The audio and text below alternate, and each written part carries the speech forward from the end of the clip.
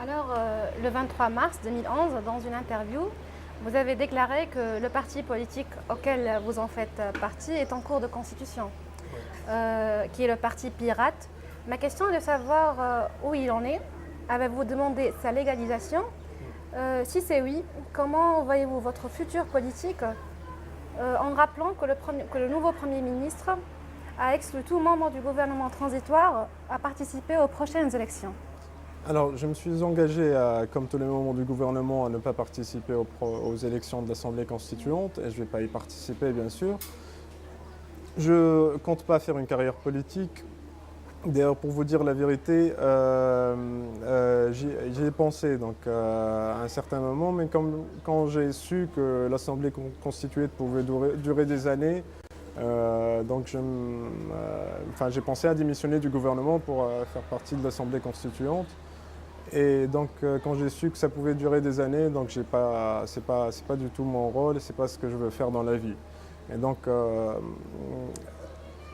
concernant le Parti Pirate,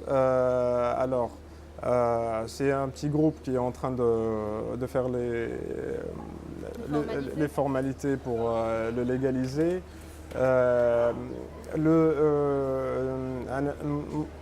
Un ami qui s'est chargé de ces formalités-là et qui devait être le membre fondateur du Parti Pirate a fait les démarches, mais la demande a été refusée parce qu'il était de double nationalité. Donc vous savez qu'il y avait des lois qui interdisaient d'avoir un parti aux gens de double nationalité, que je pense d'ailleurs être des lois qui n'ont pas lieu d'être.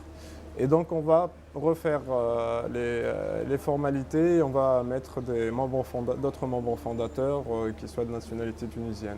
Pouvez-vous nous donner un petit aperçu du programme de ce futur parti politique? Alors, en fait, l'idée, c'est le Parti Pirate. Les gens peut-être ne connaissent pas le Parti Pirate parce qu'il existe partout dans le monde maintenant. Il a été commencé en Suède et le terme pirate ne désigne pas les pirates qui s'introduisent dans le système informatique par effraction ou quoi que ce soit. En fait, il était à l'origine fait pour protéger ce qu'on appelle entre guillemets pirates, mais ceux qui font la gravure de DVD par exemple. C'était destiné à protéger ces gens-là en Suède.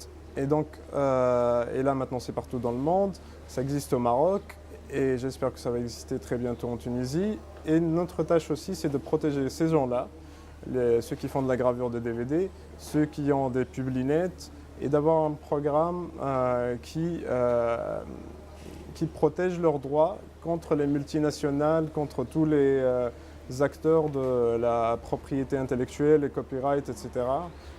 Parce que la situation devient très très grave et c'est assez grave aussi à l'échelle internationale. Il faut savoir que des gens sont condamnés à la prison ferme par exemple pour avoir copié des DVD ou quelque chose comme ça, ce qui est complètement inéthique.